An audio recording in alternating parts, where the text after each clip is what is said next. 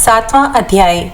जीवन मुक्त अवधूत गलियों में पड़े चिथड़ों की झोली बनाकर पाप और पुण्य रहित मार्ग पर चलता हुआ नग्न होकर शून्य मंदिर में स्थित होकर शुद्ध, निर्दोष एवं समरस आत्मा में लीन रहता है।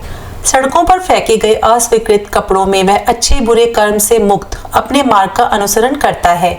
वह एक खाली आवास में नग्न बैठता है, शुद्ध, निरंजन, शाश्वत में लीन है।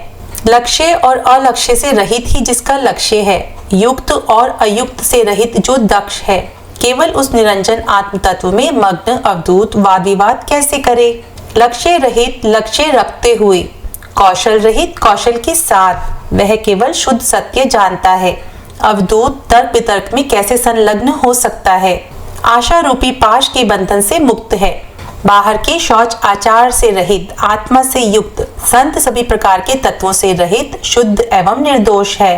आशा की बेड़ियों से मुक्त हुआ, शिष्टाचार और शुद्धि से रहित, सब कुछ त्याग कर वह शांत हो जाता है। वह सत्य बन जाता है, शुद्ध और निर्मल। जीवन मुक्त ज्ञानी में ध्येय और विधेय का विचार किस प्रकार हो सकता है, उसमें राग एवं विराग का विचार भी कैसे हो सकता है। वह स्वयं ही स्वभाव से ही आत्म तत्व है, जो निर्मल, निश्चल एवं आकाश के समान व्यापक है। ध्येय या विधेय कैसे हो सकते हैं, आसक्ति और वैराग्य कैसे हो सकते हैं। वह आकाश के समान है, शुद्ध और निर्दोष। वह स्वयं सहज सत्य है।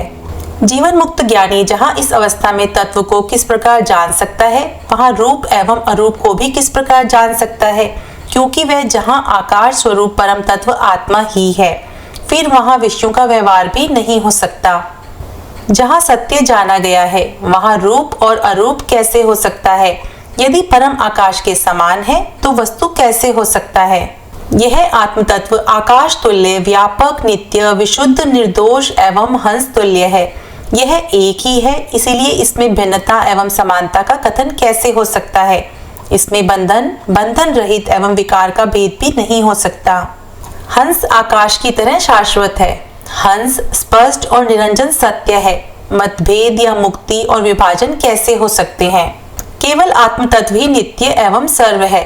इसमें अहंकारवश योग एवं वियोग का कथन किस प्रकार हो सकता है।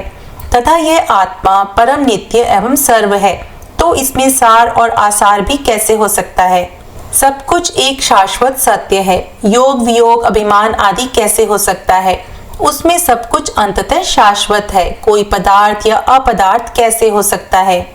केवल ये आत्मा ही निर्दोष, स्वरूप, आकाश तुल्य, व्यापक, नित्य एवं शुद्ध है। इसलिए इसमें संग और विसंग कैसे हो सकता है।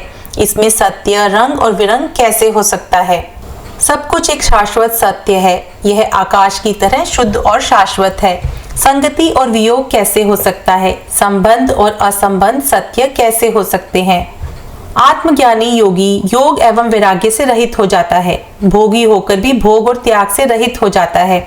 वह अपने मन द्वारा कल्पित स्वाभाविक आनंद में मंद मंद गति से अपनी ही मस्ती में विचरण करता है।